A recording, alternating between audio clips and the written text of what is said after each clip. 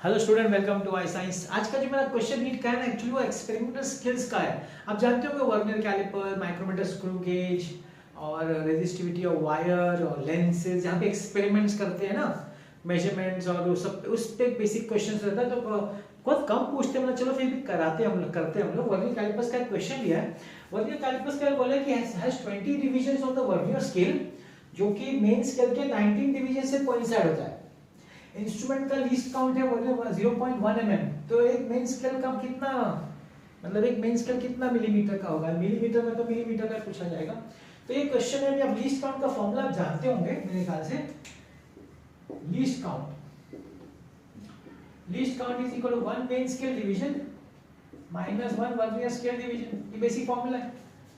अब मैं बोलूं कि suppose that 1 main scale division equal to x mm।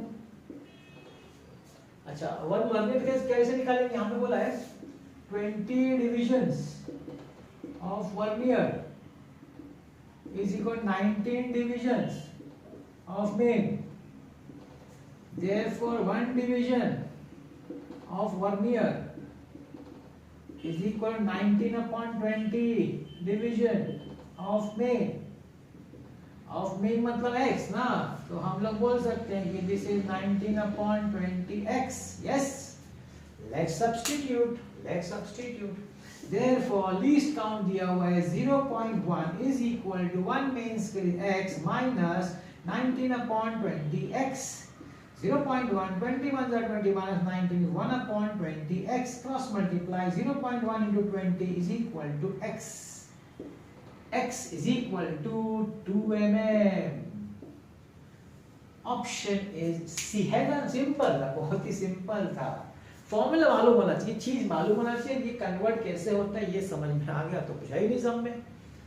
Easy सम रहता है भाई। नीट में तो फिजिक्स का न्यूमेरिकल इजी होता है, लोगों को डिफिकल्ट लगता है, लेकिन अगर आपका कंसेप्ट अच्छा है, बेसिक्स है और फॉर्मूला आता है तो अच्छा है। इसलिए मेरा तो कुछ 3-4 आपको एडवाइस है, स्टेप जो आप करेंगे ना, आपको किसी की जरूरत नहीं है। पहला क्या करिए पता है? फॉर्मूला बुक बनाइए, अच्छा सा बनाइए फॉर्मूला बुक, खुद के हाथों से लिखकर, किसी पे डिपेंड नहीं होने का। क्लासेस में जब भी टीचर आपको सिखाता टॉपिक, फॉर्मूला लिखते जाइए, टीचर से चेक भी करवाइए ना कि मैं सही लिख रहा है कि नहीं हम लोग, और कोई फॉर्मूला बुक बाहर का लेने का, उसका हेल्प लेने का, लेकिन अपना बुक खुद बनाने का, उसको रोज देखने का, ट्रैवलिंग के टाइम कभी भी, जब भी न्यूमेरिकल्स खुद प्रैक्टिस सॉल्व करें, बुक सामने रखने का, उसको देखते रहने का, बार बार याद दिमाग में जाना चाहिए।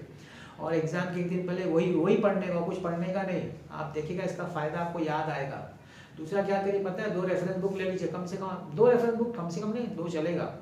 प्रैक्टिस करते समय क्या करने का? पहले फर्स्ट टाइम तो नॉर्मली करने का लाइन से, दूसरे टाइम जब करने का ना तो रैंडम उठाने का, सेम चैप्टर से नहीं करने का। एग्जाम में सेम थोड़ी लाइन से आता है, रैंडम आता है ना, सब आदत डालिए रैंडम क्वेश्चन सॉल्व करने की। और ये एमसीक्यूज खुद करना है, याद रखिएगा, टीचर नहीं कराएगा, टीचर के भरोसे मत रहेगा। टीचर टॉपिक से आप चालू हो जाइएगा, फॉर्मूला है, बुक रेफरेंस है, करिएगा। ये स्किल है भाई, एमसीक्यू सॉल्व करना स्किल है, टीचर नहीं सिखा सकता। ये आपको कोई बताता नहीं, मैं बता रहा हूँ। अगर आप बोलेंगे मैं एमसीक्यू लेकर टीचर के पास जाऊँ, सॉरी, टीचर आपको कंसेप्ट सिखा सकता है अच्छी तरह, वो टीचर होना चाहिए। ऐसा टीचर चाहिए जो आपका कंसेप्ट स्ट्रांग बनाए, आपका फाउंडेशन क्लियर, कंसेप्ट क्लियर करे, फाउंडेशन स्ट्रांग बनाए। आपको कंसेप्ट, एक भी फिजिक्स में कंसेप्ट आपको एकदम क्लैरिटी, एकदम पिक्चर क्रिस्टल क्लियर होना चाहिए, बस वो काम है अच्छे टीचर का।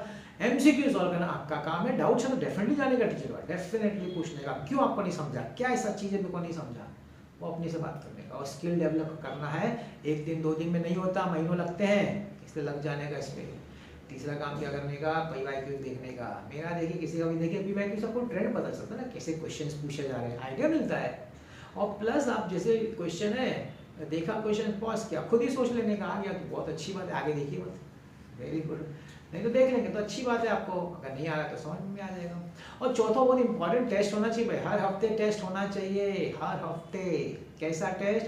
जैसे पूरे उस वीक में आपने जो भी प्रैक्टिस किया, न्यूमेरिकल्स, पीसीबी, तीनों कंबाइन ना टेस्ट होना चाहिए, तीनों कंबाइन का टेस्ट एक होना चाहिए उस वीक का। और दूसरा टेस्ट होना चाहिए जो स्टार्टिंग से अभी तक का जितना हुआ है पीसीबी का, एक सब्जेक्ट का नहीं, पीसीबी कंबाइन टेस्ट होना चाहिए।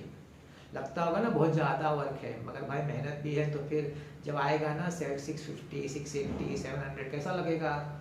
मेहनत तो भी, हम मेहनत का फल मिलता है ना, वो तो करने का मेहनत, ये टाइम है मेहनत कर लेने का, अपना जो ड्रीम से अचीव कर लेने का, बाद में तो फिर लाइफ ही इंजॉय करने के लिए आगे चल के, ठीक है।